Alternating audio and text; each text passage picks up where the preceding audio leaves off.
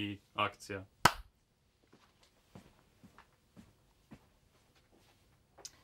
Citiram hrvatske medije, hrvatska filozofkinja, doktorica znanosti, bioetičarka, političarka, docentica na odsjeku za filozofiju, izvanredna profesorica, bivša članica Mosta, žena poznatog hrvatskog političara te aktualna nezavisna saborska zastupnica koja je u trci za Pantovčak, Marija Selak-Raspudić. Čast mi je, hvala što ste se odazvali i što ste moj gost. Hvala, samo 2 kratke ispravke. Nisam bila članica Mosta, nego sam djelovala u klubu Mosta. I nisam žena poznatog političara, nego mi je suprug poznati političar. Okay. To sam vas htjela zapravo i pitat. Šta od ovo je izvučeno iz hrvatskih medija? Šta, znači gdje je ispravka? To ste sad rekli. Ma dobro, to sam se ovako malo našla, da nisam ja njegova žena, nego on moj suprug, ali to je više ovako, apsolutno. Ovako šale radi. Ma ne treba ni fetišizirati te detalje, svađa se smisao i onako. A što se ovoga ostaloga tiče, mislim da je manje više točno, izvanredna sam profesorica i da nisam bila članica, ali sam djelovala u klubu Mosta i moj politički put je išao zajedno s njima. Dobro. Kao što sam rekla, prvo hrvatska filozofkinja, to je vaša prva ljubav, to je glavna ljubav, ili je? Pa je, ja mislim da je svakome, pa vjerojatno i vama, studiranje ono što vas temeljno odredi i čemu se uvijek vraćate, a u krajnjoj liniji i radim na fakultetu, tako da se uvijek vraćam i svojoj struci koja je filozofija. A šta vas je potaknulo na filozofiju, ono kao na studentski dani, završetak gimnazije, kako sad idem na filozofiju? Jer vrlo je širok pojam filozofije i najčešće kad se nekom kaže, smatra se koji, znate ono, idem na ekonomiju, ne znam šta ću. I onda zašto taj neke predrasude, a toliko je zanimljivo, baš je lijepo i što je vas potaknulo da je baš filozofija? U toj fazi sa 18 godina čovjek misli da će promijeniti svijet, a poslije shvati da bi trebao promijeniti sebe. I u toj fazi kada sam htjela mijenjati svijet, filozofija mi se činila kao nešto najdublje i najšire. Ne znam da li se generacije mijenjaju, ako počnem misliti da se generacije mijenjaju, to će znači da sam ja definitivno ostarjela, ali se sjećam da mi je jednom jedan prijatelj, dok sam ja bila u studentskim danima, on je bio dosta stariji, pričao o tome kako su u njegovo vrijeme ispred zvečke najpopularniji bili umjetnici i rock zvijezde. Dakle, svi su stajali u redu da se upoznaju s njima. Kaže, a gledaj danas, svi žele biti manekenke i svi se zaljubljuju u sportaše i nogometaše. Kad sam ja bio mlad, ako je istina, tada nitko nije fermao sportaše, nego su svi fermali umjetnike. I sad možda se to generacijski mijenja. Evo, ti na primjer spominjaš ovdje da bi svi htjeli studirati ekonomiju, ali u moje vrijeme doista nas je sa 18 godina pogotovo obuhvaćao neki idealizam. I sve što je mene tada zanimalo je bilo umjetnost, književnost i filozofija. Mislila sam da ću odgovoriti na pitanje o smislu života i da ću svojim djelovanjem i pisanjem i stvaranjem mijenjati svijet. I onda sam tako u toj nekoj općosti otišla i u toj potrebi za zapravo saznavanjem pozadine svih stvari otišla prema studiju književnosti, odnosno hrvatskog jezika i književnosti i filozofije. A manje možda poznato da sam bila paralelno upisala i pravo i da sam zapravo htjela studirati sve živo i neživo i onda sam dala nekoliko ispita i na pravu, ali sam počela i raditi, pa nakon kombiniranja 100 stvari zadržala sam se na radu i na studiju filozofije. I kako je sad, rekli ste da ste upisali, znači 18 godina je bio takav mentalitet, jeste uspjeli djelomično, imate cijeli život za napraviti pomak, jel tako, u društvu i u životu, ali jeste li zadovoljni? Sviđa mi se ta perspektiva, ja isto mislim da sam vječno mlada i da nikad nije kasno. Pa zadovoljna sam zato što sam uvijek, niko nije potpuno zadovoljan, ali hajmo reći da sam uvijek išla naprijed i da nisam nikada odustajala u smislu da sam otvarala sva vrata koja su bila odškrinuta. I to sam radila i tokom studija, odmah na apsolventskoj godini sam počela i raditi u medijima. Nakon toga, nakon što sam radila nekih 1.5 godina, shvatila sam da neću diplomirati ako ovako nastavim, nemojte ići tim putem. I dala sam otkaz na svemu što sam do tada radila jer sam imala stalni radni odnos i vratila sam se studiranju. Ali onda sam, kada sam dala zadnji ispit, prije nego što sam diplomirala, odmah opet počela raditi, jer je meni doista bilo bitno da se financijski osamostalim. I nakon što sam radila nekih 1 godinu dana u odnosima s javnošću, me počelo kopkati koji je smisao toga svega i čemu bi se doista željela posvetiti, jer sam ipak studirala filozofiju, što je bilo nešto drugačije. I onda sam i tu dala otkaz, upisala doktorat iz filozofije i nastavila se u tom smjeru razvijati. Međutim, kako me kopkao i ovaj medijski dio koji sam prethodno radila i htjela sam spojiti više različitih stvari, nastavila sam dijelom surađivati s medijima u jednoj znanstvenoj emisiji, a nakon što sam i doktorirala, kasnije ponovo počela i aktivno sudjelovati u Petom danu na Hrvatskoj radioteleviziji, pa sam spajala i ovo teorijsko znanje, struku, a nekako i taj praktičan rad kroz medije. I na kraju mislim da se to sve zapravo objedinilo u politici. Nekad mi se činilo, evo to je možda i za sve ove mlađe koji nas slušaju, da se bavim s previše različitih stvari, i da je to možda izgubljeno vrijeme. Jer svi kažu, usredotoči se, moraš odmah znati ko si, što si, moraš imati jasan plan, inače ćeš propast. I ja sam dosta tu šarala. Išla sam u puno različitih stvari, sada dosta toga nisam ni spomenula da ne opterećujem vas sve koji slušate, ali na kraju moj životni zaključak, ja daleko sam od mudrosti, tek mi je 22 godine, bi bio da ako daješ sve od sebe i ulažeš, pa makar u različitim područjima, da će to sve skupa dobiti smisao u jednom trenutku. I dogodit će se neka cjelina. I mislim da mi u politici, kao tom konačnom djelovanju koje je konkretno za javno dobro, jako pomoglo što sam imala iskustva u tih više različitih dimenzija. A mislite li da malo ste u prednosti, s obzirom da imate takvo razmišljanje filozofsko u politici, to ako, kako bi rekla, apstraktno i nekako ko da više razumijete bit čovjeka općenito i piše kako ste bioetičarka, nadam se da ljudi jer znaju šta je to, tako da znači zapravo smisao se cijelo vrijeme traži, jel tako, u bića. Da li, jel imate nekakvu prednost, mislim, u načinu razmišljanja pred nekim ako ne razumije što se događa? Ako samo kritički ću reći da možda zbog svoje struke previše kompliciram, a evo u optimističnoj interpretaciji mi se čini da sam dobila mogućnost zbog načina na koji sam se naučila razmišljati kroz svoju struku, da u probleme ulazim dublje i da zbog ove znanstvene dimenzije uvijek tražim što je u pozadini danih činjenica i tražim konkretne argumente za utemeljenje svoga stava koji se bazira na činjenicama. Evo u tim segmentima mi je pomoglo, a ono gdje mi, hajmo reći, je izazov moja struka je što možda stvari dodatno kompliciram i što u toj potrazi za dubljom dimenzijom problema nekad mi se čini da ono što je na površini političkih zbivanja je jako banalno i samorazumljivo, pa možda propustim reći neke stvari koje nisu toliko očite, a meni se čine prebanalnima, jer su iz moje perspektive na prvu i preduboko ulazim u neke analize, jednako kao što možda bi bilo korisnije da nekad samo izbacujem stavove, umjesto da svaki put koristim toliko dugu argumentaciju.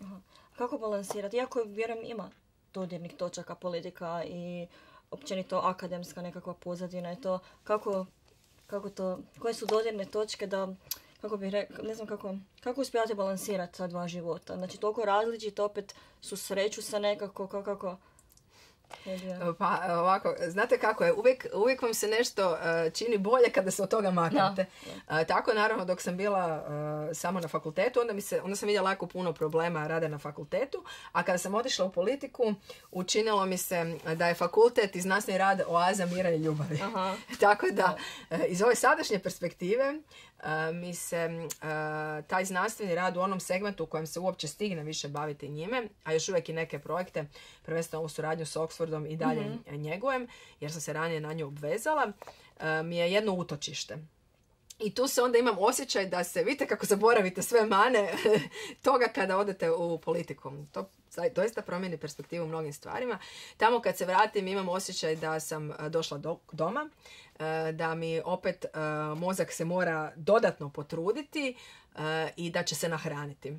I onda mi to pomaže da bi i u ovom političkom dijelu mogla biti razumnija. Razumnija, svima nam u policiji fali razuma. I ne samo razuma. Koja je bila presudna da ste bili kao, ja bi se trebala u politiku, kao, da li je to nešto kao što tipa ja sam napravila podcast, ja bi nešto pričala. Kao, ko je vama bio ono sad ja to mogu, ja to hoću, ja ću uspjeti. Šta se dogodilo? Da, ponekad se čini kad ovako gledamo našu političku scenu da ni ljudi nisu imali dublje motivacije za politiku od ja bi isto nešto pričala. Budem ja. Ja bi mogla politiku. Dalo bi se o tome razmisliti. Ja sam oduvijek mislila, i to sam i javno isticala, da bi se svi ljudi trebali politički aktivirati. Naravno u skladu sa svojim mogućnostima, jer je to jedini način da konkretno mijenjamo stvari. Koliko god bila politika kompromitirana. I to sam stvarno vjerovala. I sad, koji je pravi trenutak? Nisam mislila da je to onaj u kojem sam se aktivirala, međutim, jednostavno su se poklopile neke okolnosti.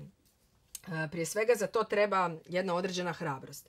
Osim ako idete onim utabanim putem, a to je kroz neku veliku stranačku infrastrukturu kao što su HDZ i SDP, gdje se jasno zna kako se napreduje. S obzirom da mi to ovoga nije bilo na pameti, niti sam to osjećala kao svoj put, za ovo drugo je trebalo se poklopiti nekoliko stvari da bi se na to odvažila.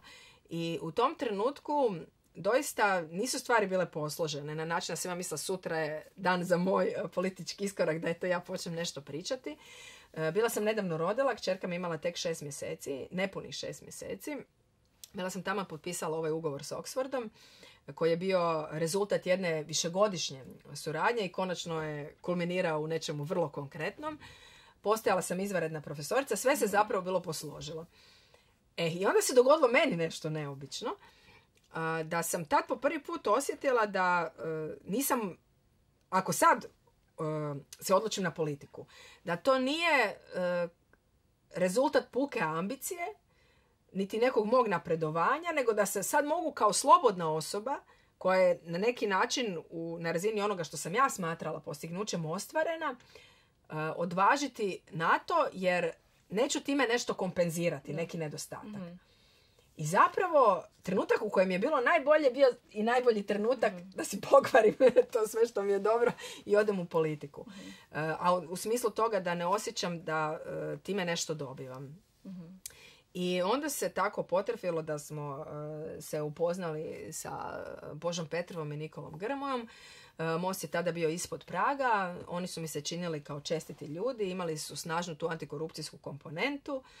I smatrala sam da zbog onoga što su i činili 2015. godine, da tu postoji neka supstanca koju bi bilo dobro politički očuvati, a da taj put da svatko je najpametniji u svome selu i svatko je svoja stranka, da krenemo odmah sa nečim novim, nije pravi i da treba pokušati dati priliku da se stvori taj politički kontinuitet nečemu što već postoji.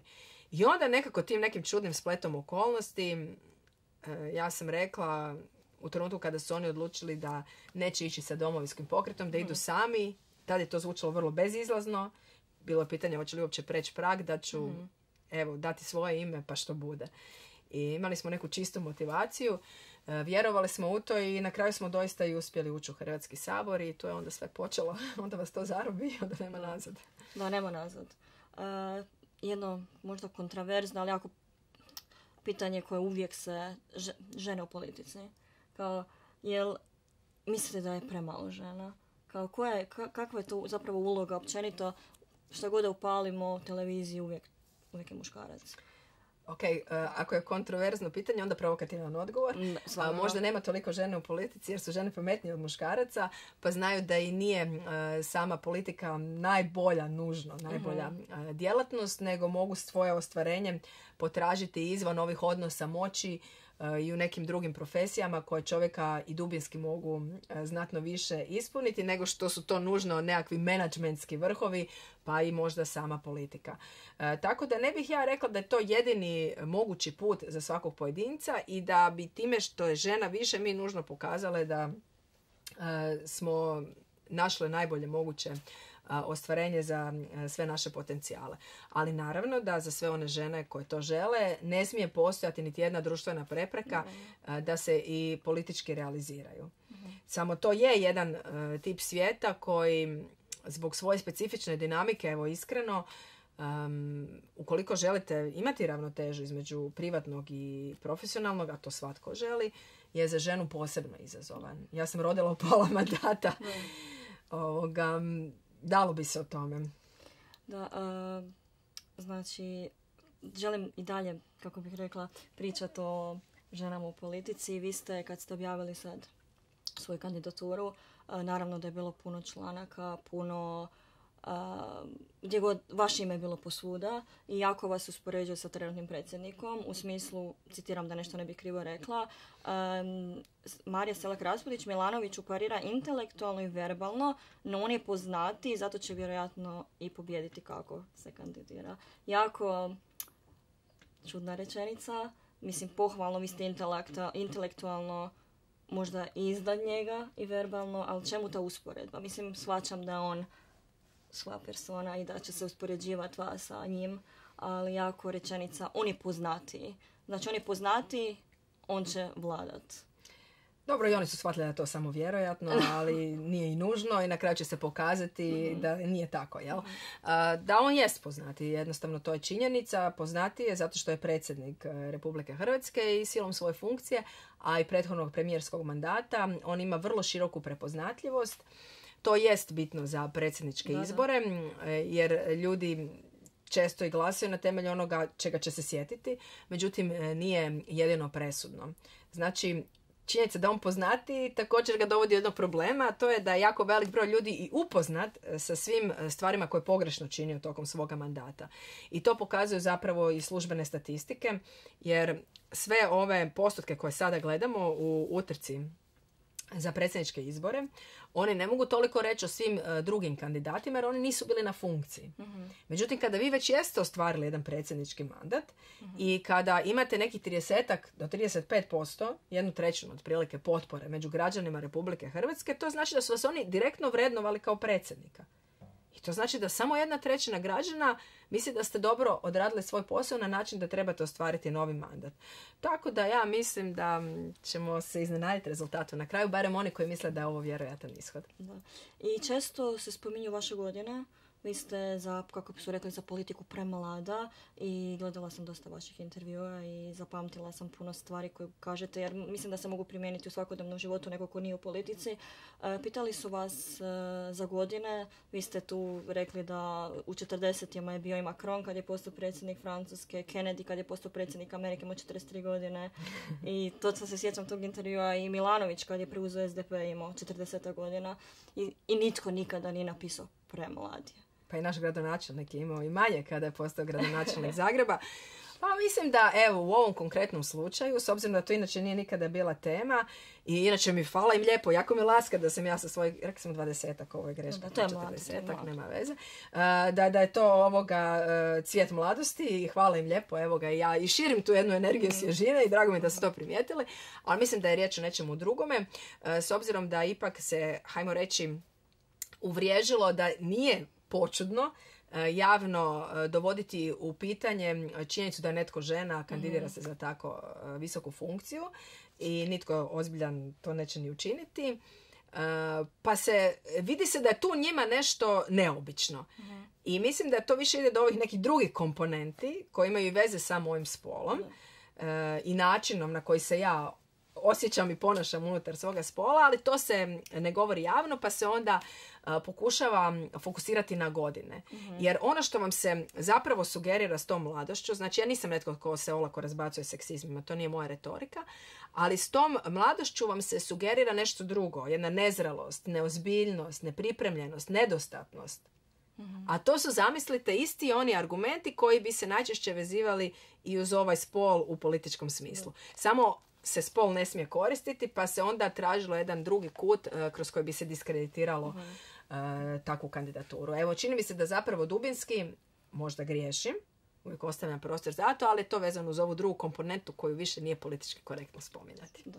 I zapravo koliko god imate godina, iako oni, kažem, cijelo vrijeme pišu premlada je, prenježna je, žena je. Zapravo kad stavite na papir sve što ste postigli, to je tipa, bili ste vanjski predavač u ratnoj školi, sam pročitala. Znači vi ste predavali nekome koji je trenutno na visokoj poziciji u Hrvatskoj vojsci i sad netko, znači imate toliko iskustva, ali opet na temelju toga što piše na papiru, ono pod seks želim, opet će netko nešto reći, tako da mislim da... Jel mislite da će se to s vremenom promijeniti? Znači, šta se treba dogoditi da uopće nije bitno? Kao, da li imate dugu kosu, da li imate kratku? Samo kandidatura, a vi ste bolji, vi ste pametni, vi ćete pobijediti. uvijek će biti bitno i ja ne bih nikada kreirala društvo u kojem postoji iluzija da je svejedno. Nije svejedno, ljudi su i vizualna bića i oni jako puno informacija primaju na temelju toga kako mi izgledamo, kojeg smo spola i svega ostaloga. Imamo jako puno predrasuda. Međutim, ono što tu mislim da je važno je da nas to ne treba obeshrabrivati niti dužno dovoditi u poziciju žrtve. I ja tu uvijek kažem ženama, kada me netko pita, sad kreće ona klasična priča, nas stalno pitaju oko naših sukanja, nas stalno slikaju na nekim stilskim rubrikama i tako dalje i tako dalje. I kako je to katastrofa u odnosu na muškarce koji se shvaćaju ozbiljnije i tome slično. Ja kažem, mislim, onda se svi malo iznenade. Pa gledajte, evo, iskreno ja se ne osjećam kao žrtva. Netko je slikao kako sam obučena. Dobro, okej, to je pitanje estetike. Ja sam i vizualno biće. Kamo sreće da sam se stigla više tome posvetiti s obzirom da su mi djeca mala. Ja ću tu pažnju koju ću dobiti i kroz to. Jer mi žene u nekim dimenzijama, možda bih htjela u nekim drugim, ali u nekim dimenzijama dobijamo veću pažnju nego muškarci. To će me politički učiniti prepoznatljivijom, a ta će mi prepoznatljivost omogućiti da ja stavim svoj sadržaj u prvi plan. Je li ispravno da mi imamo neravnopravan tretman u odnosu na muškarce zbog našeg fizičkog izgleda? Naravno da nije. Meni se događalo i primjerice, ja se sjećam jednog komentara jednog uvaženog modnog gurua. Jedan od prvih mojih istupa u Hrvatskom saboru, nekakva preskonferencija i sad ja dolazim tamo, nisam spavala čitavu noć, dijete je malo, non-stop se budi, ja dojim i dolazim tamo, ja sam sretna, ajde još sam se nekako upristojila, imam 0 šminke, ko bi o tome mislio. I sad stiže nekakva recenzija mog izgleda. I kaže da, lijepa ova haljina, cvece cipala, još da je stigla kosu napraviti našminkat. A ja čitam i mislim si, pa dobro je da sam uopće preživjela i da sam tri suvisle složila. Međutim, ono što tu želim reći, da, naravno, to jest jedna neravnopravnost. Ali, umjesto da stalno zasajkujemo na tom neravnopravnošću, hajmo je pretvoriti u svoju prednost. Iskoristi, da. A mi to možemo. I tu bi ja uvijek išla prema osnaživanju, a ne isključivo prema ulozi žrtve. Istina, i zapravo gledajući u tome, znači nije samo da ih zanima što ćemo reći, naše stajalište, stavovi, nego i osobno nešto, kao toliko ste bitni da će on sad komentirat vašu šminku. Znači... Pa ne, jednostavno će vam to otvoriti na pragmatičnoj razini. Politika je jako puno dojam. I to će vam otvoriti i puno prostora u toj prepoznatljivosti, a prepoznatljivost je ono što će vam omogućiti da i vaš sadržaj dođe u prvi plan. Nažalost, voljeli bismo ovoga... Nije neka životinja tamo.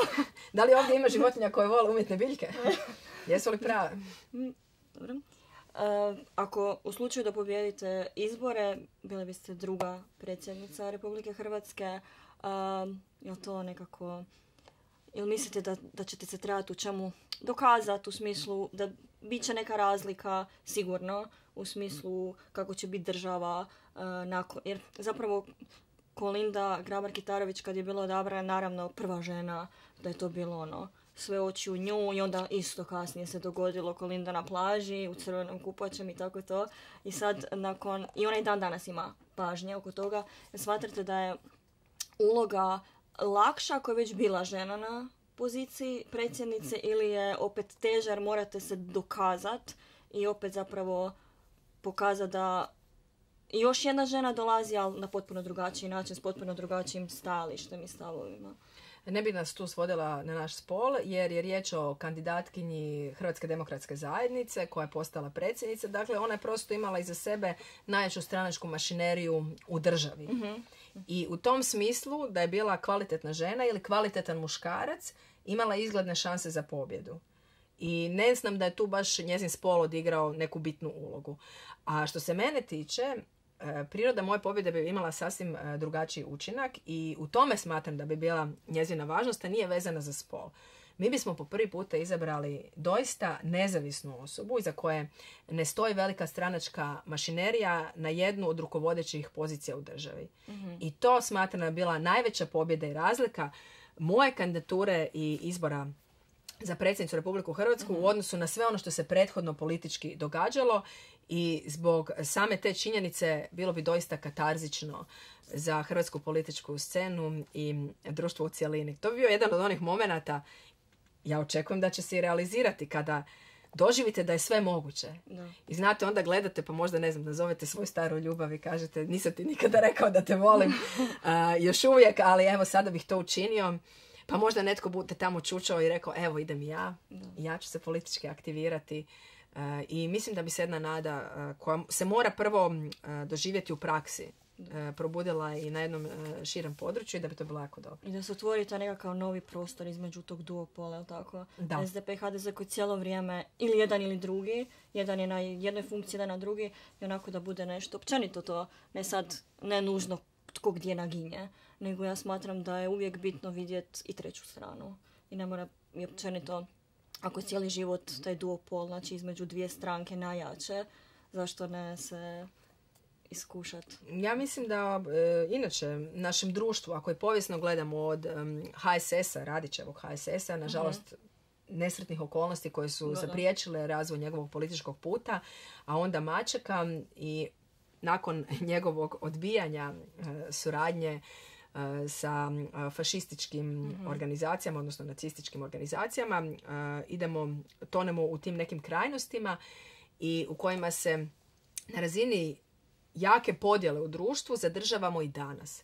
Međutim, vraćam se na taj Radićev HSS, vraćam se i na ono što je nakon Hrvatskog proljeća se događalo na početku hrvatske politike i kroz HSLS.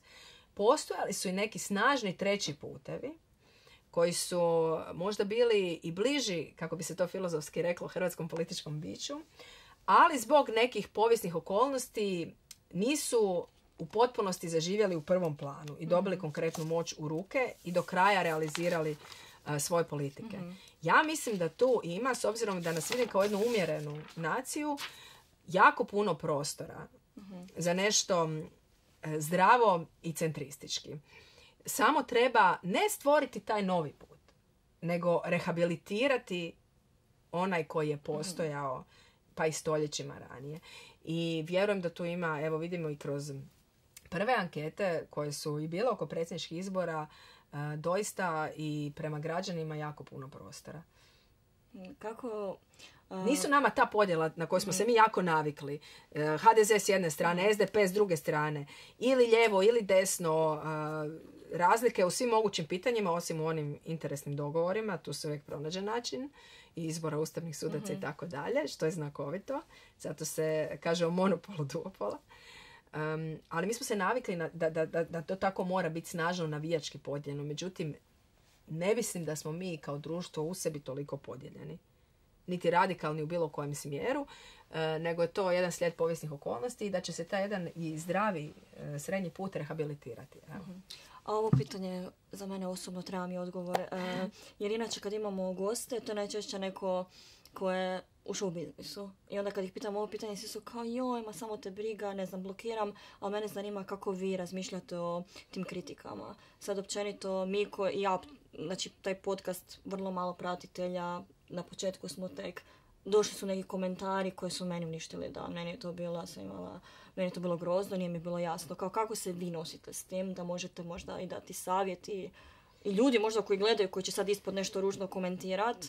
Nama specifično na prošlom videu je žena rekla da je završila filozofski fakultet i komentirala ispod videa, bio nam influencer neki i rekla mi je, napisala je, zašto kao dobro ide, ali zašto se ova djevojka srami hrvatskog jezika? Zato što sam rekla screenshot umjesto slika zaslona i pa me odlučilo vrijediti. Ali rekla da ima validno mišljenje i da mora ga podijeliti jer ona je kao obrazovana. I sad me zanima kako vi kao jedna uspješna mlada žena koja zapravo ulazi u politiku gdje je izuzetno mlada, kao što smo naučili. Mlada žena koja među vukove dobrovoljno idete i sad kako se nosite s tim? Što sami sebi kažete kad nešto baš ne pričam sad o ovim sitnicama ružno se obukla, nego kad je baš nešto što bi osobu koja, evo mogu reći mene, koja sam još labilna oko toga, potresla? Pa nikako, pa mislim kao prvo možemo se lagati, a kao drugo, ako se nećemo lagati, ja sam čovjek. I mene sve pogađa. Sve vas pogađa. Pogađa vas kada se neko ružno pogleda, pogađa vas kad se nekome ne sviđa vaša frizura, a kamoli ako netko i ole utemeljeno uputi neku kritiku. Pogađa vas i vrijeđanje koje je nekontrolirano i nesuvislo, pogađaju vas argumenti koji nemaju veze s mozgom, sve vas pogađa. I mene sve pogađa. Mislim, zato što sam čovjek, ne? I meni je to normalno. Ja ne mogu reći nekome da sam ja iznad svega i da ja pročitam i odmahnem rukom. Da. E sad, onda dolazimo do toga koji su mehanizmi samozaštite na raspolaganju da bi čovjek preživio. Pogotovo ovako kada vidite u politici, mislim, toliko stvarno o sebi ružnih stvari i neistina u krajnjoj liniji pročitate i nekih i osobnih neistina koje mogu i utjecati na neke ljude do kojih vam je stalo i tako dalje. Ok, prvo si kažem, i to sam naučila od jednog jako pametnog profesora, i on je uvijek govorio, nemoj bježati od toga da te pogodi, nego dozvoli. Znači, dozvoli si ok, znači ne osjećam se dobro zbog toga i moje pravo da se osjetim loše i onda pričekaj da te prođe. I uvijek je govorio, nemoj nikada odmah reagirati, nego si pusti. Ti biraš kada će tvoja pogođenost izaći van. To su pogotovo na ove, to mislim kad su riječ o nekim političkim napadima koji su ne u komentarima nego van. Aha. Znači ti biraš kada ćeš odgovoriti, a ne može netko tebe kontrolirati. Znači njegova akcija je odmah tvoja reakcija. Ti ćeš izabrati kad je reakcija, ali si dozvoli da te taj osjećaj i da ti se dogodi da te prođe. I to danas nekako, to mi nije bilo dano u političkom ključu, potpuno nevezano za to. Razmišljam kako je to bila od najpametnijih stvari koje sam čula. Sad idu ovi mehanizmi samo obmane kako preživjeti. Okay. Zapisat ću se. Da, dijelom ne čitati, to je bar moj. Znači, stvarno možemo neke stvari Istina. ne čitati. Ja mnogo toga ne čitam, pogotovo u tim komentarima i tako dalje, jer kako ćete se inače zaštititi? To je jedna ogromna količina, prvo, ne samo negativne energije često, to je jako prisutno u politici, nego i botova. Znači, ljudi koji ne pišu zato što nešto misle, nego zato što su plaćeni da nešto rade. Napišu, a ne može vas ne potres, kažem, ljudi smo, ne može nas ne potres. Znači, dio toga se ignorira, onda dio toga ide čak i kad nešto zeznate, pa je točno, u samozavaravanje. Ma nije da to ljudi doista misle, nego pišu to jer im je netko rekao da moraju, to su politički neprijatelji. Ma ne misle to su plaćenici, zli plaćenici. I tako onda nekako plivate. Znači, prvo dozvoliš da te pogodi, drugo ignoriraš. Ono što ne uspiješ ignorirati, lažeš si da su to oni nešto krivo shvatili i je neko platio.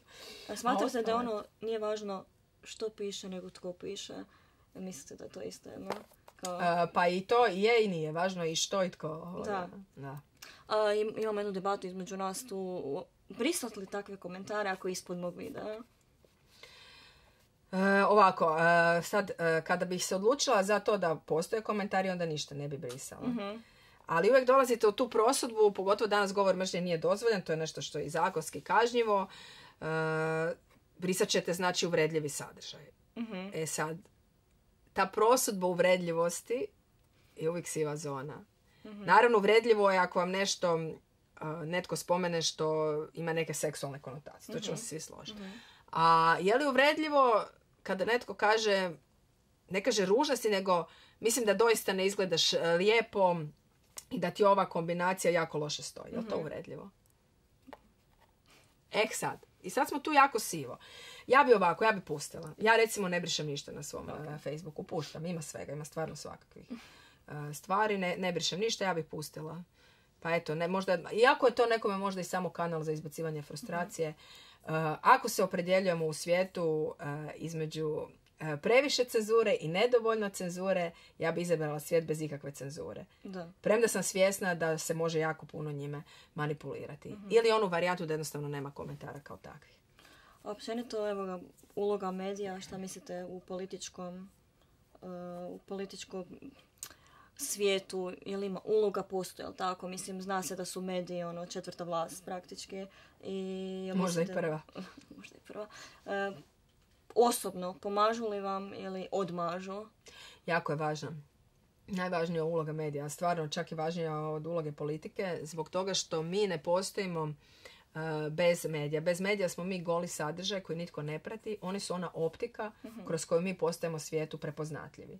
Znači, nije nitko upamtio možda i najbolje stvari koje sam ja ili bilo ko drugi radili u Hrvatskom saboru, nego samo ono što je često provokativan sadržaj, a što je bilo dostupno javnosti kroz medije. Jer tko može stajati ispred televizije i pratiti na jednoj specifičnoj televiziji koja zove Saborski TV od 0 do 24 sata naše rasprave da bi stvorio cjeloviti dojam. Tako da mediji su tu u izrazito bitnoj funkciji. Oni će nas na kraju činiti političkim osobama. Ta funkcija je jako odgovorna. Jer je teško biti nepristojan, S druge strane, imaju puno otegotnih okolnosti na svojoj strani. Mnogi od njih su loše plaćeni, imaju nesigurna radna mjesta, vrše se na njih različiti pritisci. Nisu samo cenzure, nemoj o ovome i ovo zabraniti, nego i autocenzure. Znajući unaprijed da o nekim stvarima ne bi trebali pisati jer se neki ljudi oglašavaju i to se onda urednicima neće svijeti u njihovim medijima. Tako da je to užasno teška pozicija. Ja ne bi bila prema njima samo kritična, nego je to jako, jako teška pozicija, ali moram reći da, evo, koliko god se to nama ne sviđalo, jer svatko želi biti autor svoga sadržaja, njihova uloga je tu najbitnija i jednako kao i u politici i u svemu drugom ima ih i dobrih i loših. Ali su nezaobilazni. Da, mislim, meni je politika jako zanimljiva. Ja bi jednog dana možda, ko zna, tako ću ja još u politiku ući. Tako i treba. Baš bi, zanimljivo mi je jako i smatram da pravi ljudi mogu napraviti promjenu. Ali gdje je došlo do toga, svaki put kad se spomene politika, bilo u medijima, u bilo kojim, tiskani, vizualni, uvijek je to predmet zezanja. Znači, to niko ne shvaća ozbiljno, nažalost. Kako bili, jer ja vidim ispod Facebook postova, znači, ili neko od 80 godina će napisati isto koji neko dijete, jer je tako čuo politika je bez veze, tipa u Saboru je zaista jako smiješno, mislim, učenito kao osoba na TikToku, mislim da je u tom klipu baš i bio vaš suprug, ona kad je neko nešto rekao u Saboru, onako, šta se dogodilo da je došlo do toga da je to doslovno ko nekakav komičarski show, te sjednice? Znači nije. 90% sjednice se veže uz neke druge teme. Međutim, ima 10% sadržaja koji bude ovako intrigantan i komičan, ali to je onaj jedini sadržaj koji dospijeva u javnost. I vi ste na temelju toga, kao i svi, što je razumljivo, stvorili svoj dojam. Onda šta se sad tu događa? To je jedan začarani krug. Mi vidimo da je taj sadržaj dospio u javnost. Bez toga da smo mi u javnosti, mi nismo prepoznatljivi. Bez prepoznatljivosti nema političkog uspjeha. Gotovo. Ako ste najbolji na svijetu, ako ljudi ne znaju tko ste, možete zatvoriti ključ u bravu i možete ići na drugi posao. Kada političari primijete da su oni prepoznatljivi kroz takav tip sadržaja, onda oni idu kalkulantski kreirati samo takav sadržaj. Pa onda imate i one eskapade da se donose vrećice bijelog praha u Sabor, imate fotografije se ovako dižu i različiti doista cirkusi samo da bi dobili naslov u novinama. Jer nije bitno samo biti prepoznatljiv, nego je bitno biti naslov. Jer ljudi će danas samo prelistati naslove. I onda se opet vrtimo u tome da krivimo medije, a mi sami isto sve više namjerno stvaramo takav sadržaj da bi bili onako konzumentima što brže probavljivi. I tu onda naravno dolazi do erozije političke scene. Ima ona i dublje uzroke. Dio tih uzroka nalazi se i u tome što je loša politička selekcija. Dio se nalazi u tome što oporba nema mogućnost, zbog toga što njezini konstruktivni prijedlozi ne dolaze na dnevni red, jednostavno ih ne stavljaju, razvijati ozbiljne prijedloge jer zna da neće biti prihvaćeni, pa se sama svela na ulogu dežurnog bukadžije, provokatora i nekakvih samosvrhovitih govora. I to je sve naravno povezano kroz način na koji se Sabor sveo na dizača ruku i kroz ovo što su mediji tražili i na što smo mi sami sebe sveli. Opet i nisu ni samo mediji to traže, nego je to i ono na što smo svi svedeni na ovoj široj razini konzumenata kao jedini sadržaj koji nam može biti prihvatljiv. Što, pogotovo vaša generacija, vi ste tu još u puno izazovnijem položaju nego što smo mi bili, jer ste navikli na puno snažnih podražaja. I ništa osim onoga što jako intenzivno vam uopće ne privlači pažnju. Da. I mislim da je tu za vas još puno zahtjevnije. Evo, kako vi konzumirate politiku? Pa ja osobno čitam, znači uvijek izađem na izbore i nisam nikad išla, tako su mene moji odgajali da ne glasam za nekog zato što oni glasaju. Uvijek su mi rekli pročitaj. Pogledaj ko se kandidirao, za šta se zalažu, koja su im obećanja i vidi što te najviše zanima i tako nekako ostalo. I dan danas to radim. Nikad neću se voditi za nekim, ne zanima me za kog je glasala moja najbolja prijateljica ili moj dečko ili moja susjeda.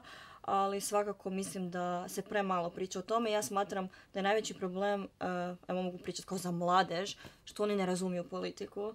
I smatram da se ne razumiju... A gdje konzumiraju? Na TikToku? Kako? Ja mislim onaj manji dio koji ja ulazi u smatram njihovu da na pažnju. TikToku vide možda klip od 10 sekundi, upravo to što ste rekli, clickbait, gdje je od sjednica koja traje nekoliko sati izvučen u nekom možda pauzi da neko nešto izrekao i samo to i dole komentiraju djeca koja imaju, ne znam, Justin Bieber fan page, dole komentira mito i korupcija, ani ne znam vjerojatno što to znači. Tako da, mislim da ja znam da politika i gospodarstvo postoji u školi, ali to je nažalost predmet bio koji je bilo kod tehnička kultura. Dođi i proći ćeš. Dođi i proći ćeš. Ja mislim da se treba učiti više.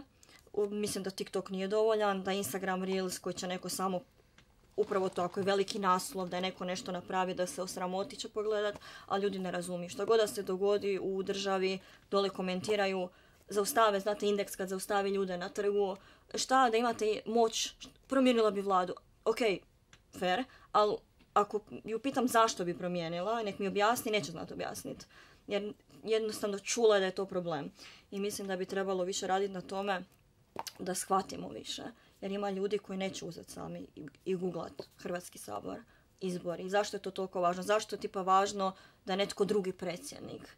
Zašto, kakve ovlasti ima predsjednik? Mislim da ljudi ne znaju te stvari, pogotovo mladi, i da bi se trebalo više fokusirati na to, jer na kraju dana mi ćemo živjeti u toj državi još dugo godina. Ako ne odu, ja osobno ne želim otići iz Hrvatske, osim eventualno radi studija.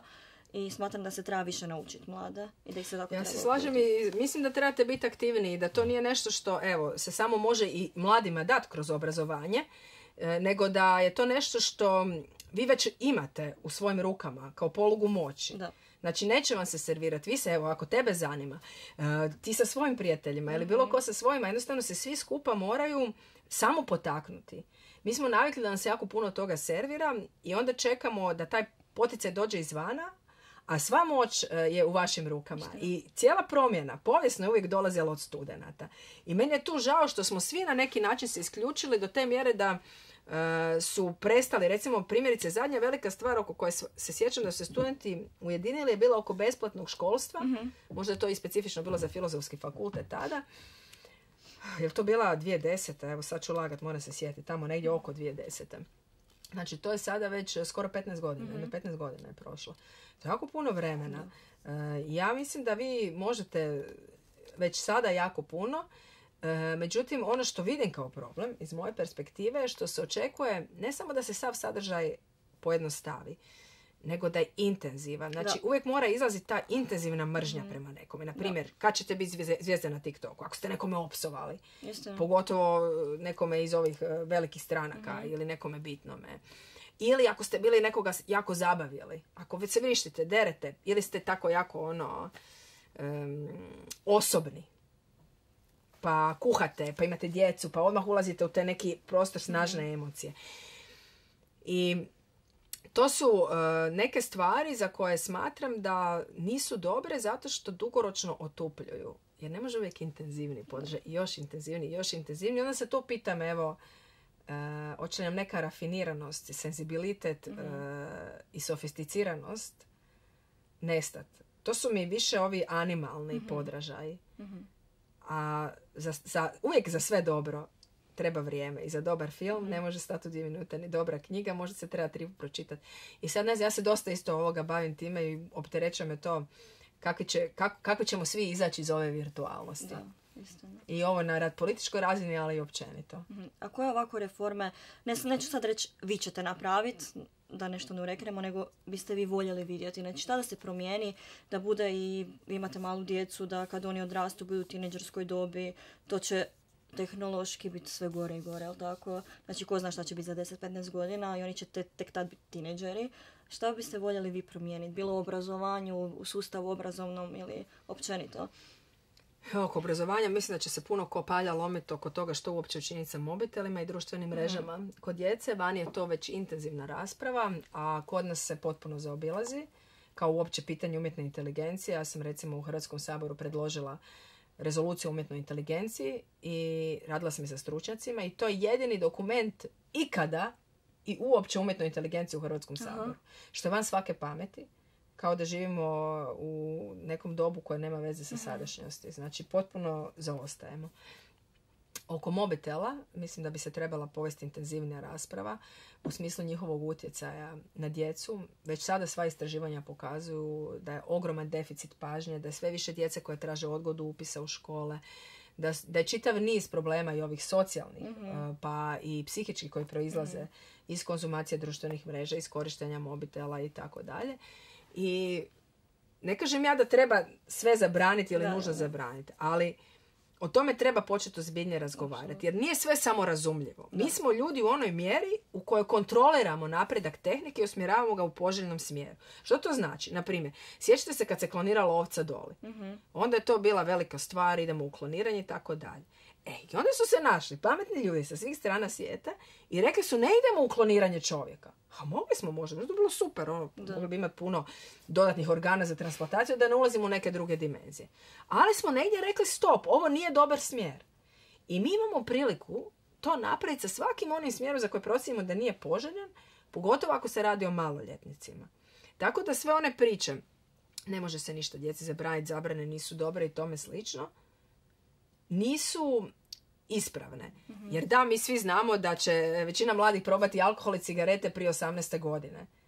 Međutim, bez obzira što zakon nije tu uspio u potpunosti, on je ipak dao smjer onoga što je poželjno i nepoželjno, što je zdravo i što je nezdravo, i što je dozvoljeno i što nije. I ja mislim da bismo puno ozbiljnije trebali doživljavati te utjecaje, zato što dok god ih ne doživljavamo ozbiljno, pokazujemo da zapravo ne razumijemo koliko je važno psihičko zdravlje. A tu imamo jako loše pokazatelje. Jer da nekome kažeš, ako tu hodaš slomit će ti se noga, svi bi rekli zabranjeno je hodati time. Ili ne mogu djeca hodati ni odrasli po žeravici zato što će im spržiti stopala.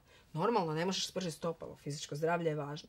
Ali ako kažeš, evo, ako ideš ovim putem, karikiram, spržit će ti se mozak, niko to ne doživljava.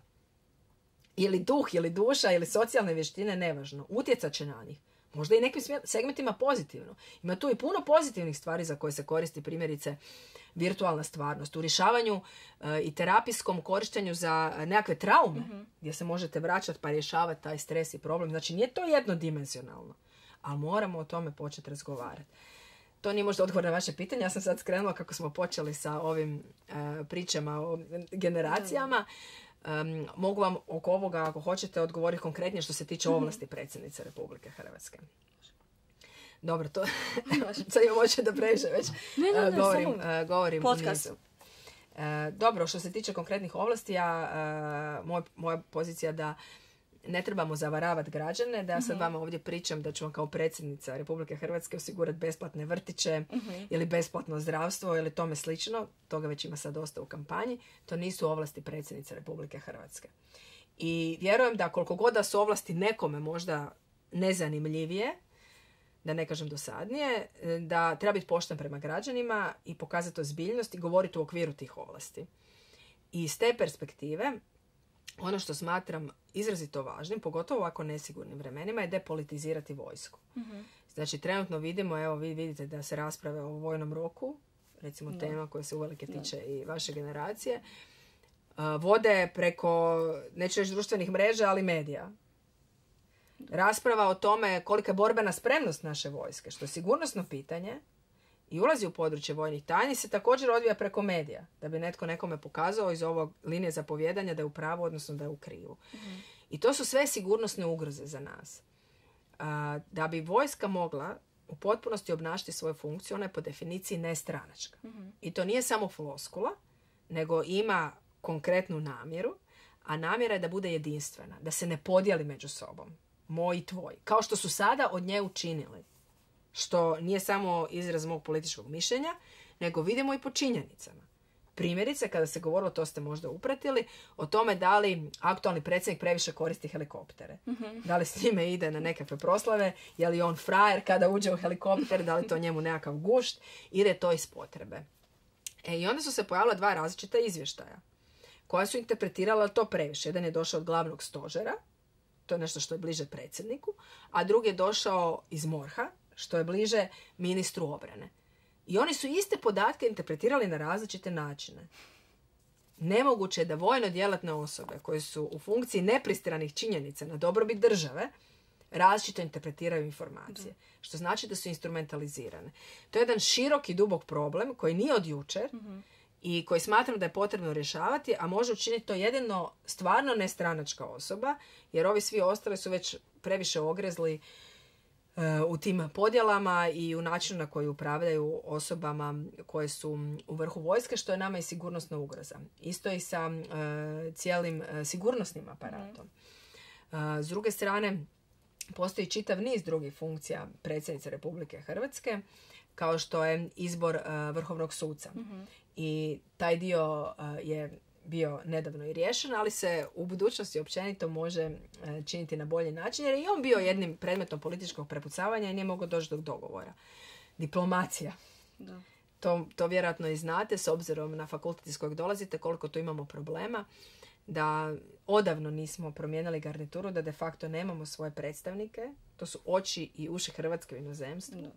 I ostavljamo jako lošu sliku u inozemstvu, zato što se vrh vlasti ne može međusobno dogovoriti. Dakle, čitav je niz konkretnih ovlasti predsjednice koje smatram da se mogu urediti drugačije i kvalitetnije, a onda postoji ovaj dodatni dio, to je mogućnost utjecaja s obzirom na funkciju, koji bih naravno koristila u svim ovim drugim dimenzijama gdje su i prethodno bili moji politički naglasci. Ali to nije ono prvo što možemo govoriti, ja ću vam dati besplatne vrtiće ili ću vam dati besplatno zdravstvo, niti je temeljna uloga predsjednice Republike Hrvatske. To je dodatno. Ove temeljne uloge koje se tiču kreacije vanjske politike, vojske i diplomacije su ono gdje treba prvo očistiti sav ovaj nered. Jer smatram da ljudi misle da predsjednica Republike može sve. Da je to jednostavno općenito. Ja mislim da je to jednostavno mišljenje svih, da vi ste sad predsjednik ili općenito i da sad možete reći sve besplatno. Ne znam, nećete plaćati HEP, ne znam. Tako da upravo to što ste rekli, postoje stvari koje su tako u Ustavu, koje vi možete raditi, nad kojima imate ovlasti. Je li se ljute na vas? Vi pričate zašto pričate o vojsci, ja želim veće mirovine, što je razumljivo naravno iz aspekta naši umirovljenici doista loše žive. Ali ne možemo tako, ja bih vam rado dala veće mirovine, ali to nije u mojoj ovlasti, hoćete da vam lažem? Da. Zato što namjerno političari sada kreiraju taj dojam, uključujući aktualnog predsjednika koji se sjetio da postoje umirovljenici 5 minuta prije izbora i sada priča o ostvarenju njihovih prava. I to je jedan manipulativni način na koji funkcionira, na kojem počiva većina političke scene i koji šalje pogrešnu sliku građanima. Je li teže što niste dio stranke? Jel mislite da je teže što ne pripadate? Mogu staviti quotes nikome kao da nemate neke, ne znam, ekipe ili kako to funkcionira, kao je li teže?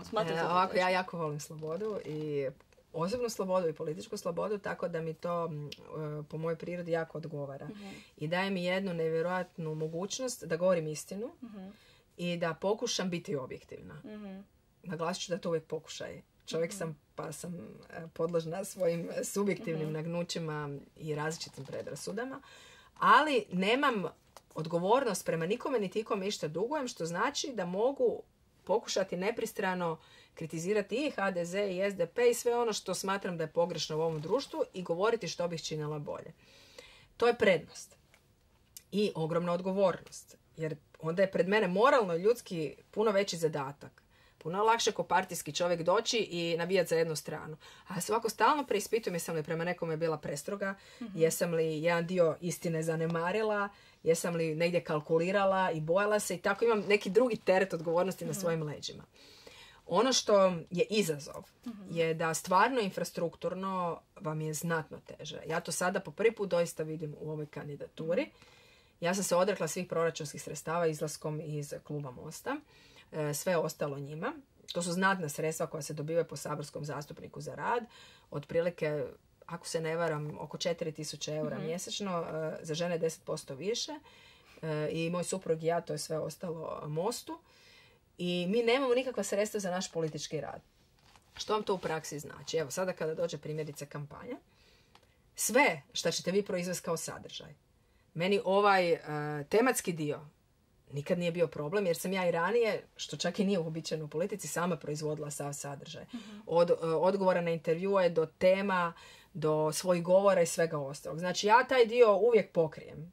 I onaj gdje imam nedostatke u znanju, konzultiram se sa znanstvenom zajednicom.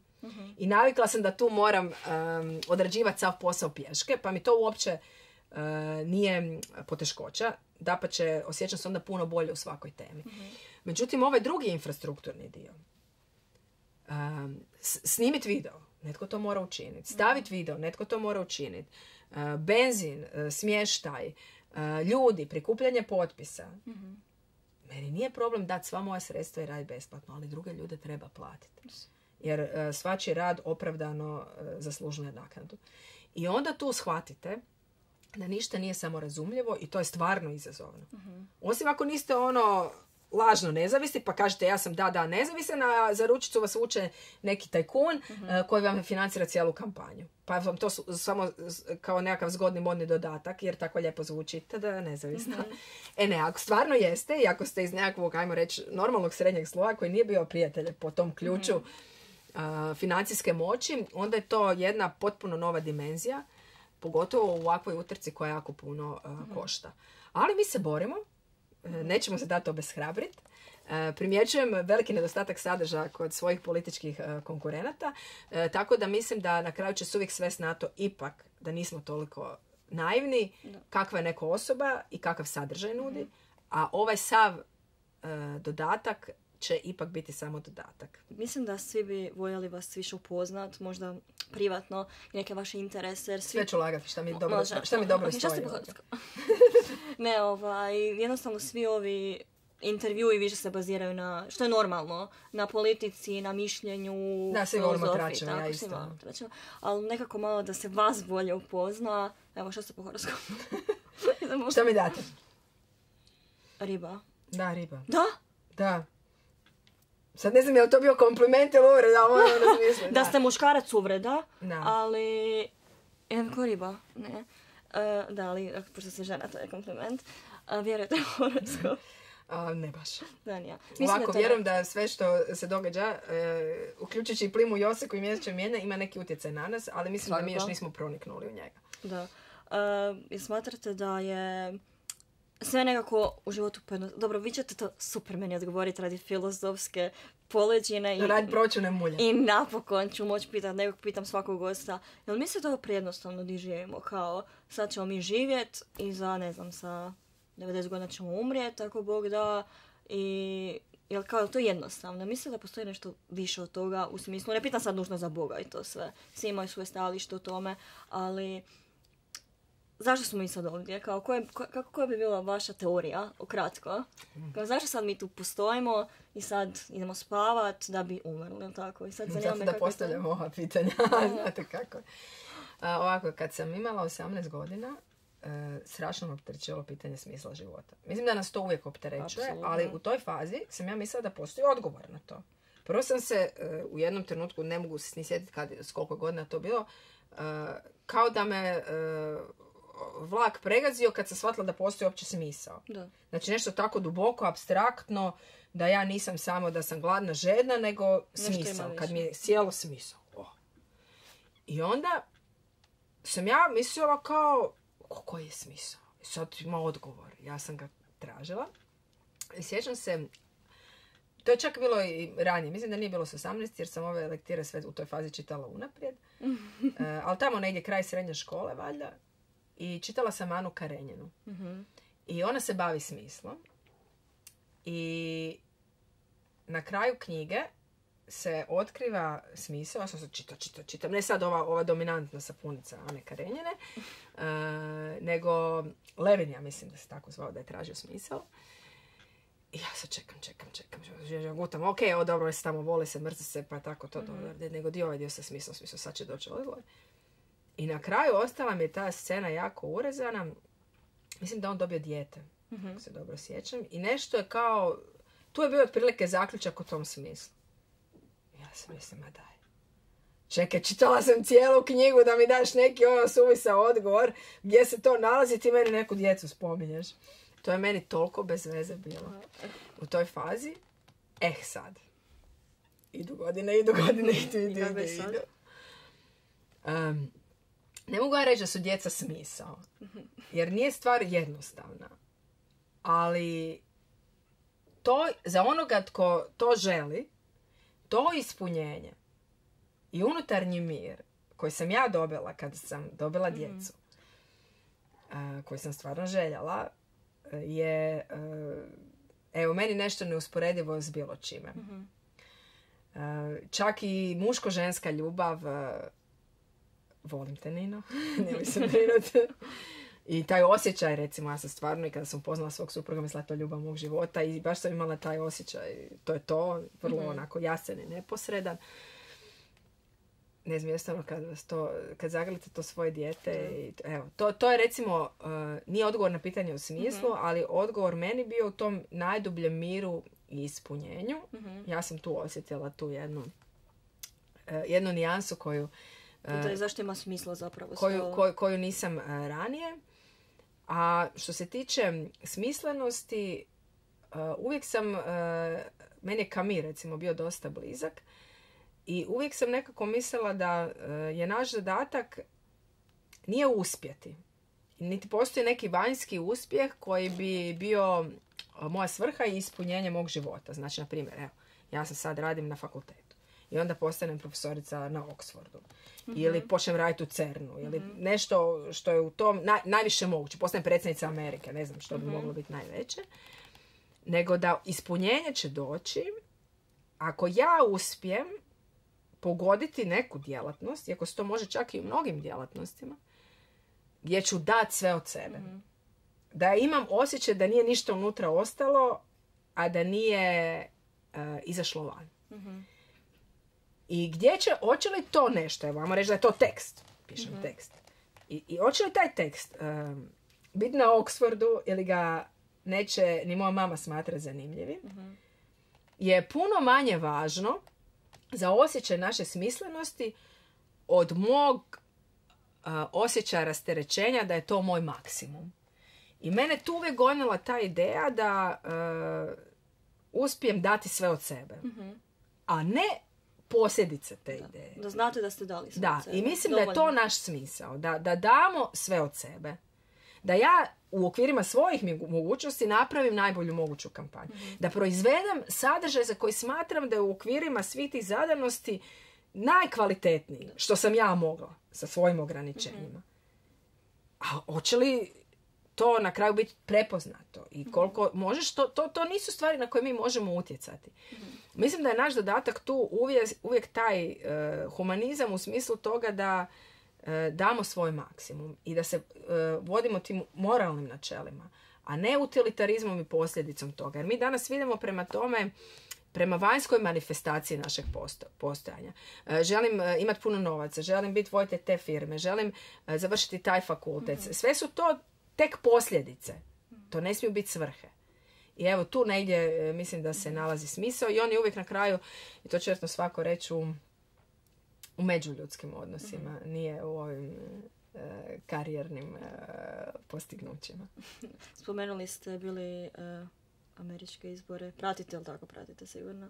A koje je vaše onako otprilike gledište u vezi toga? Imamo Trumpa, imamo Kamalu, neko je napisao i to slažem se kao da ona bolja opcija, ali nije najbolja opcija između dva zla, kao odabrat manje. Smatrate da i zaista njima, mislim oni su drugi svijet, ali smatrate da je Trump zaista tako loša opcija i to sve što on priča?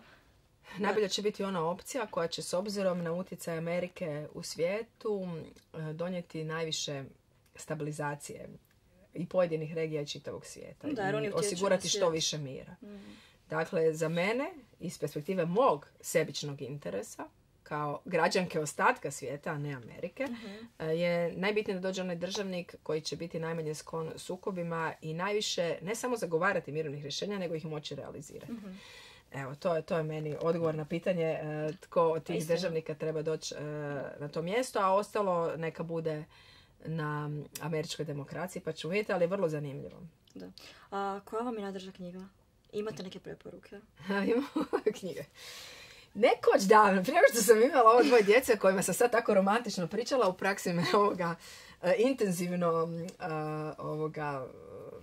sprečavaju da se bavim ičim ili drugim. Pogotovo u ovom spavanju, to je jedan izazov koji vam niko ne kaže koliko je teško. Znači, na primjer, ja sam noćas bila budna od 4 do 7. a legla sam u ponoći 30. Jer je u toj fazi se moj sin probudio, onda se moja kćer probudila i onda su me međusobno pa on skočio na moju glavu, onda ona skočila na moj trbuh, jer ne može on spavati na mojoj glavi, a da ona ne spava ni drugdje i oni su i to vrtilo se u krug. Da, čari. A sutra budi suvisao. Inače, muškarci imaju tu praksu vrlo često da kažu da ne spavaju u istoj sobi sa malom djecom jer ujutro rade. Ja sam uvijek mislila, ja sam cijelo vrijeme radila, a spavala sa svojim djecom. Dobro, noćas nek mužu skaču. Nije da one žele, nego djeca... Oni biraju vas. Da, djeca to rade. Tako da ta ravnopravnost, to isto u jednoj fazi doista djeca većinom, ne nužno, ali većinom više žele biti uz majku. Njihova uloga može doći kasnije. Ok, opet sam išla neke digresije. Ispričavam se. Knjige. Jedna knjiga koju jako volim je Barum penjač. Sad mi je pala na pamet ona. To je Italo Calvino i ona nije dugačka. Ima ovako jednu idealističku komponentu. I on jako piše, njega su zvali Vjevericom pera, na jedan vrlo istodobno, možda kao neka od ovih filmskih autora, istodobno uspijeva biti i dubok i zanimljiv. I lagan. Zato su ga zvali Vjevericom pera. Eto, tako da njega bih svakako preporučila tu knjigu, da ne idem u milijardu drugih, a inače njega kao autora, baš zbog te idealističke komponente. Inače sam jako voljela poeziju i tu mislim da ona mi je bila najveća, to mi je bilo prvo otkriće u životu. I to one od Dobriše Cesarića pa nadalje. To su prve stvari koje su me onako potakle. Znači, poezija svakako, meni je Petar Gudalj jako drag. Uvijek bi češće govorila, bez obzira na Borgese i neke autore koje doista cijenim i koji nisu naši, da treba čitati domaću poeziju zbog toga što je ona puno u jeziku. Evo, tu bi sada rekla Gudalja. On ima jednu tu snažnu pa i dinarsku komponentu koja je onako malo ima nešto mitsko. I meni je ona jako bliska. Mislim da je pogodio neki ritam mita. Ima nešto narodno u njoj, kao da je oduvijek, sazdana oduvijek. Filozofija pred Sokratovci daju kratke, a duboke misli i mislim da to je u današnjem svijetu možda i prihvatljivije. Mislim, mogla bi ja Ženska francuskog poručnika, recimo, odlična knjiga. Mogla bih ja na Bradu besvijesti. Ja volim i romane, sad ovisi u kojem žanru želite. Ali mislim da sam i ovoga dosta rekla. Filmovi. Pa evo, recimo, Haneke mi je jako drag. Ovako od ovih nekih poznatih. Da, možemo i Gledate ove neke reality show-ove, sad ne mogu vas možda zamisliti da gledate Love Island ili se nađete neki put u situaciji da ste kao, ljubav je na selu. Ovako, ja možda sam sad tu ko zvučala nešto ozbiljno i sofisticirano, jer sam ipak buduća predsjednica Republike Hrvatske, da ne kažemo kandidatkinja, i podrazumijeva se da ću pokazati koliko sam ja to fine literature čitala u životu, ali naravno da ja ne bježim ni od čega ljudskog i da me normalno stvari zabavljaju. Recimo, suprug i ja smo prije, ali sad nam je prvo televizija okupirana. Znači, iako ja djeci uskraćujem u ovoj fazi, mislim, to je sve otišlo u krivom smjeru. Znači, tko je mene pitao? Tko je mene pitao kad sam ja bila mala, crtić 5 minuta prije dnevnika i čao. A sada oni dođu i to je njihovo vlasništvo. I sramim se sebe što nisam postigla veći autoritet i radit ću na tome. Uglavnom, dok smo još imali život, mogli se priuštiti neke sadržaje. Pasionirano smo pratili baš Ljubav na selu. Da, i bilo mi to ne samo zanimljivo, nego mi je bilo i tih...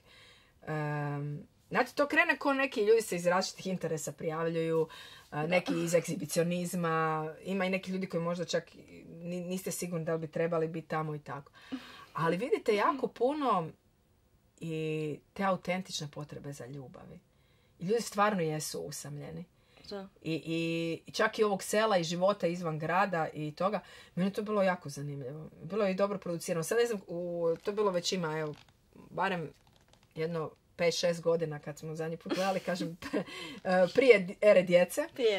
Tako da, evo, to sam od ovih stvari intenzivnije gledala. U zadnje vrijeme šta sam od ovih zabavnih stvari pogledala? Na Netflixu ovo što je izašlo, pratite ovo, Monster je sad izašlo kao ove ubojicama. Htjela bi biti cool, ali kažem, na Netflixu se trenutno vrte štrumfovi. To je dobro isto. Ja volim balans. Ili štrumfovi ili... Da, moja kćer je nešto u fazi štrumfova, tako da su trenutno na Netflixu štrumfovi. Bridgerton sam pogledala bila. To je lijepo. 1, 2, 3, ili koliko? Ja 3, jesam dobro rekla, nema dalje. Jedan je bilo super, bio mi totalni hit, bacio me, ja sam nekad čitala Mariju Jurić Zagorku u Gordanu i to, i cijelu sam je zapravo pasionirano iščitala, i to me totalno vratilo u tu fazu. Daje mi te trash romantike, samo pucaj, uživala sam, baš mi bilo briga, totalno me prebacilo. A ova druga i treća sezona su malo bile slabije, ali svejedno, nije mi smetalo. Pratite pop kulturu, sad trenutno pad Hollywooda, vrlo zanimljiva tema, svuda je, čak najviše trenutno se priča o tome. Jel pratite to? U kom smislu pad Hollywooda? Pa ovo sada kao otkrili su onog repera što radi, pa evo u zatvoru je, pa sad poveznice Beyoncé i Jay-Z su krivi za nešto, za ubojstva Tupaka. Taj dio nisam upratila. Osjećam se... Mislim, ja vam mogu objasniti nakon ovog. Hvala vam što me objašnjavate. Osjećam se, kako da sad to kažem, osjećam se kao osoba koja bi trebala malo više pogledati šta se zbiva. Inače sam pratila ovoga različite stvari, imala sam neke teorije oko toga kako se imaju muško-ženske blizance, ali u ovim svim, od Beyoncé za sjetla seriona ima tako društvima. Inače oni biraju tamo spolove kad idu na pomogu. Da, naravno, da. To je vjerojatno posljedica toga. Ali ovo najnovije, šta je bilo s Tupakom? To nisam uopće upratila, to mi je jako zanimljivo. Kao onaj P. Diddy, on je poznati reper. Da, to znam sve P. Diddy. To se kao... Znam sva imena, samo nisam pratila ovo. Uglavnom, njega su otkrili da je bio tamo za nekakve roblje, jel tako? Kao, doslovno, kao sex trafficking. Ne, to sam vidjela i bila ona njegova bivša djevojka koju je tukao i to sam sve upratila. I onda je FBI u kuću mislim što nisam ovo sa Tupakom upratila. I onda je... sad zapravo kako je to izašlo na vidjelo, sad se gleda kao ko vuče te zapravo ko vuče te kao, kako bi rekla, ko da su lutke, neko upravlja u Hollywoodom i onda se smatra da su tipa Beyoncé i Jay-Z. Sad tu pozadinsku priču, to mi je promaklo. I onda je izašla prije par godina na pjesma i pjesma kao ima smisla zato što čovjek u pjesmi, jako poznata rap pjesma, trap rap, gdje kao čovjek nabraja ubojstva redom koja su se događala i jedno od njih je i Michael Jackson i ona Alaya i Tupac i uglavnom da sve ima smisla jer je doslovno netko otpjevo što se dogodilo i sad svi su kao ima smisla. Tako da sad kao doslovno pad Hollywooda, svi su povezani i postoji kao P. Diddy party i ko je na listi, slično kao Epstein otok, jako slično, kao ko je kao na partiju, taj Njega sam pogledala i dokumentarac jako zapravo slično. Sad ne znam, evo nemam, moram malo upratiti. Ovo sam pratila kad mu izašlo sa tim zlostavljanjem i ona snimka i tako dalje. Da, i sad je svašta nešto izašlo. Mislim, ali ovo nisam upratila. Tamo jako moćni lobiji upravljaju i moćni pojedinci, tako da me ništa ne bi iznenadilo. Osim toga, njihove su ti nekakvi moralni standardi jako pomaknuti. Nije to naš svijet. Da, i to... Ali dobro, informirat ću se dodatno. Inače da znati že ne volim ovoga. Je jako zanimljivo jer kao uđete u tu jednu rupu gdje nema izlaza tu noć. Kao u 5 ujutro će biti, gledat ćete kakve su poveznice, ko je ubijen kad, jako je zapravo... Jako je dobro, to je bilo ovoga prije ere, dok sam još mogla, sad shvatam svaki 5 minuta sna koji mi dođe na raspolaganje. Ali prije ere djeca su ta ubojstva, tako da sigurno se sjećate. A Tupak, to zato sam pitala. Da, 90. Kao on je kriv za to, on nešto je znao. I kao sad ga za to, tako da, jako zanimljivo. Dobro, okej, super. Pogledat ću. Pogledajte. I vjerujete vi u teorije zavjere? I sad, ako ne budem spavala noćice između ponoći i 1 ujutro, ono malo vremena što imam na raspolaganju, jer sam proučavala padove Hollywooda i šta je to učinio P. Diddy, o čemu ja nemam pojma. Jako zanimljivo i jako je uznemirujuće, jako je zanimljivo. Sjetit ćete se, znaš? Može. A sutra dođe s ovakvim područjem. Možete mi poslati mail za dojmove da imamo teoriju kao, ja imam svoju teoriju pa mi recite svoju, kao što je istina. A imate li kakve još teorije zavjere, kao šta vjerujete? To su neka pitanja koja volim pitati svog gosta jer je nevjerojatno kako svatko ima drugačije gledešte na sve. Jedan prvi gost ikad koji nam je bio, svaka čast, čovjek je sat vremena pričao kako je Britney Spears mrtva. I meni je to bilo fascinantno, ja sam kasnije išla to gledat. Ko vama dolazio. I kao ima stvarno svega, kao ima neka poznata zemlja okrugla i to sve, naravno. Ali, okrugla? Kažu. Ne znam, jeste probali ovoga dobro. Ako niste pali nikada. Možete, ne znam, helikopterom vidjeti. Ovo s mjesecom isto malo neobično. Da, ja ne znam zašto gore nisu ljudi, mene to fascinira. Da, i kao one neke letjelice kao tamo same šeću i straže. Mislim, vjerujete vanzemaljcima. Pa ona zastav, to se podrazumije. Mislim, ko ne vjeruje, ja bi to... Da? Da. Nisu vama još došli nigdje tu. Mislim, možda ih ima. Mogli bi nekoga malo... Mene iskreno to jako zanima. Ali nisu zeleni, evo, to me malo iznenadilo. Sigurno nisu zeleni, sigurno ne znam. Ne, nisu. Tu su među nama. Jesu. I mislim, da netko misli i da smo jedini u svemiru. I neko bi trebalo vratiti u orbitu, ja to i planiram na izborima. Ali ne ciljamo nikog konkretno. Tako da... I ljudi gušteri i tak isto to. Oni su mi posebno. Vidim i neke koji ovako malo gledaju kad govore u kameru. Sad kad ste rekli ljudi gušteri, još jedna stvar za ovaj prijašnju temu. Rekli su da ako Beyoncé ne dobije Grammy, da kao svi su tužni jer će ta osoba umrijeti. Znate da je Adele dobila Grammy i slomila ga je i dala ga njoj. Tako da i to je jedna, kao kaže da ona vanzemaljac / gušter. Pa evo kažem, da. Tako da, znate da Taylor Swift je ona dobila nagradu pa su rekli kao nije. Beyoncé bi trebala ja kad postanem predsjednica, on će ljudi reći da sam ja gušterka. Iz tog istog možemo govoriti. Zato se ja sad pravim da ne znam ništa o tome. Kao, pidi šta? A poslije ću ga nazvati i reći došla do Hrvatske. Bila sam na partiju. Ali samo pazite, koju šminku stavljate na oči. Vidjela sam da to rade. Doslovno zoomiraju oči. Onako neko ima leću. I valjda leća krivo ispala. I sad je taj čovjek gušter svima na svijetu. Mislim da je Bieber bio netko tako. Kao... A gledajte, ali mi ljudi gušteri ovoga, mislim, možda je njima dobro iz te perspektive jednog lobija koji može zajedno širiti svoje interese. I scientologija i sve ostalo, ne? Da, a i kako vam je to mišljenje o tome? Ne znam, malo je to neobično iz naše perspektive, ali to... dosta sam to... Da, gledala sam i čak i kako izgleda to izvana i tako. To je njima ponovo jedna poluga moći kroz koju oni se drže čvrsto i mogu zajedno onda biti jači. Mm-hmm. To je jednostavno bilo koje udruženje. I kao njima su sve ta i bratstva i tajna udruženja i ne samo u Americi, u Engleskoj, tako dalje. Ljudi se umrežavaju i onda se međusobno pomažu. Lakše tako nego konkurencija na tržištu. Volite putovati? Volim. Kad sam bila mlađa, prije djece, sam strašno puno putovala. Uh-huh. I sama sam puno putovala. Uh-huh. Sada, naravno je to ograničeno, ali još uvijek relativno dosta idem u Englesku jer vodim jedan projekt na Oxfordu, mm-hmm. Pa su to moji mali eskapizmi. Jako sam mislila uvijek da ću naći smisao izvana i da treba se to više hodati i vrtiti i nekako danas zanimljivo je to. Znam puno ljudi koji su jako puno putovali, uh-huh. ali nisu nužno najzanimljiviji ljudi koje poznajem. I nekako sam malo počela sa puno više ironije gledati prema putovanjima i tom osjećaju da netko misli da je svjetski čovjek zato što je prešao neke destinacije. Mm-hmm. I sliko se tamo i to je to. Da, mislim, ja još uvijek mislim da taj avanturizam i zanimljivost čovjeka dolazi iznutra. I ne može se nadoknaditi sa svim tim lijepim crticama u životopisu. Ni sa cool sveučilištima, ni diplomama, ni mjestima na mapi. Mm-hmm. Neki od najzanimljivijih ljudi koje poznajem se praktički nisu makli iz svog mjesta. Da. Zbog nekih životnih okolnosti. Neki nisu ni fakultete završili. Da. A jako su pametni. Znači, to je sve vrlo onako... Da. Inače, naravno da je lijepo ovoga se pomaknuti negdje. Da.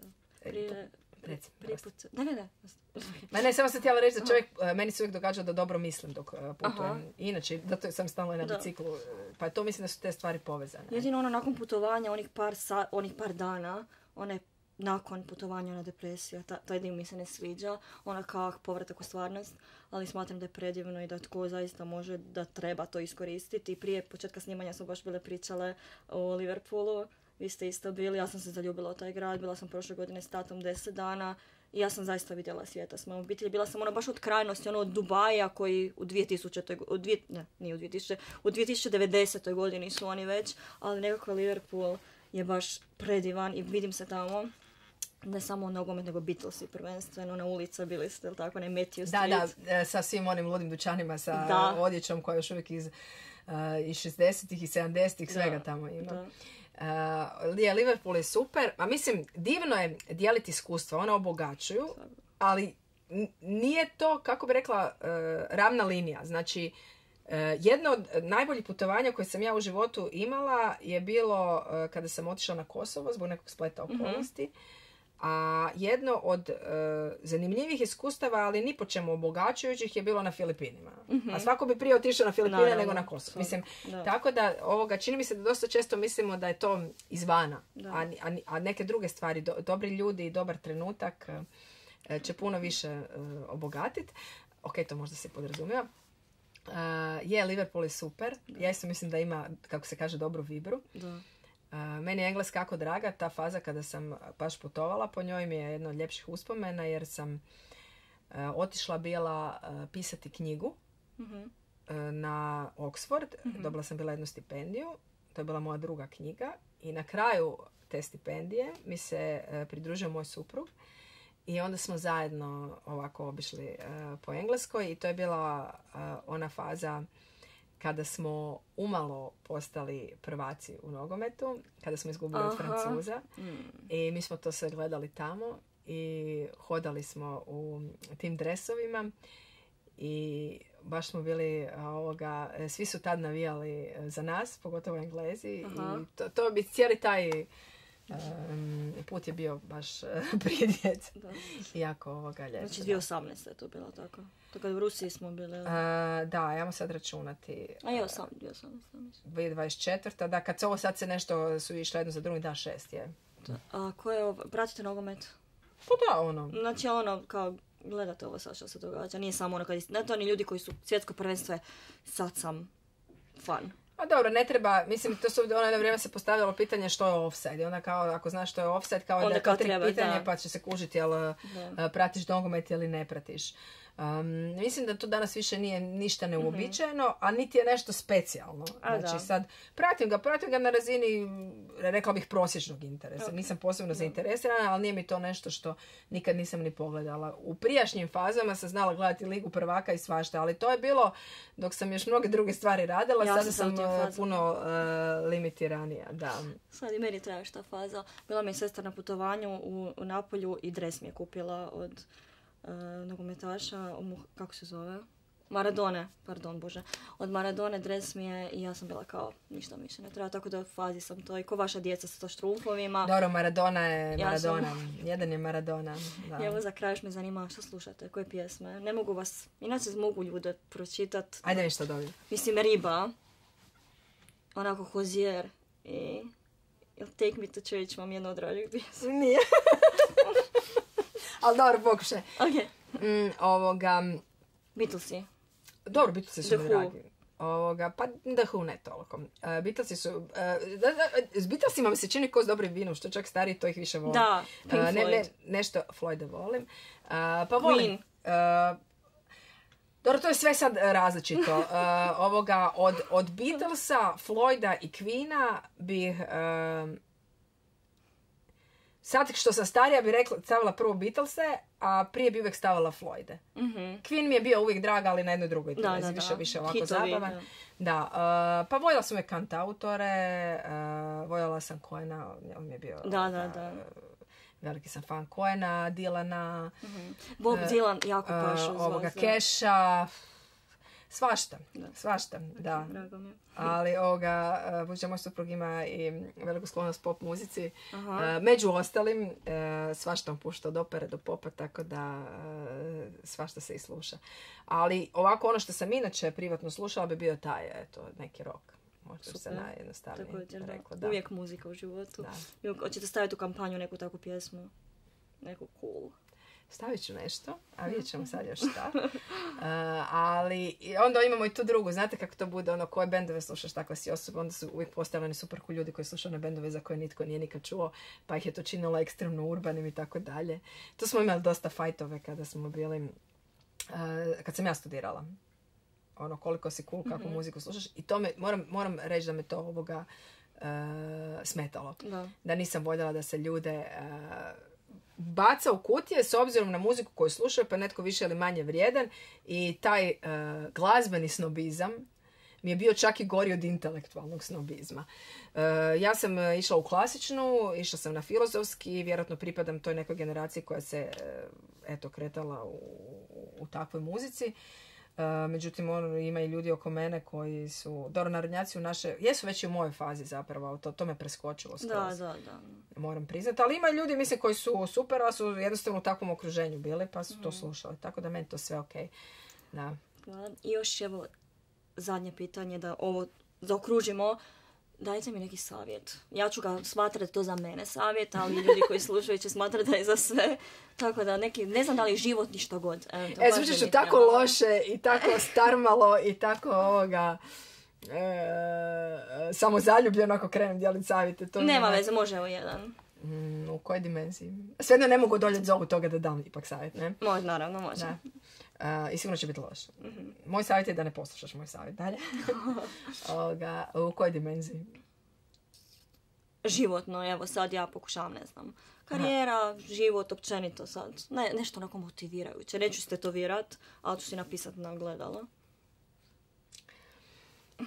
Ovako. Dobro, evo sad šta bi ja htjela znat, evo dvije stvari. Evo sad ću ja 100 savjeta, kao ne bi ja davala savjete, ja sam preskromna, sad ću ih 50, ne, užas. 0 samokritike. Ovako, dvije stvari bi prvo rekla. Biće sve u redu. Znači, to mi je ono, da je meni netko rekao, znači, opusti se i bit će sve okej i ne znam, i najvjerojatnije, ne možeš znati sa 100%, ali i zaljubit ćeš se, imat ćeš djecu i ne znam, riješit će se te, ono, svi smo nekako u tim uvijek životnim dilemama, nađeš ljubav svog života i sve. Ja sam uvijek ovako govorila, a naravno to je kao fazi opterećuje, imaš to i pogrešnih i procjena ovoga onoga. Sigurno ćeš se bar još jednom snažno zaljubiti. Znači, ne može niko reći da ćeš imati savršen život. Ali to te sigurno očekuje, tome se uvijek možeš veseliti. To me dosta opuštalo. I drugo, mislim da smo svi jako fokusirani. Hoće biti jedan dosadan starički savjet.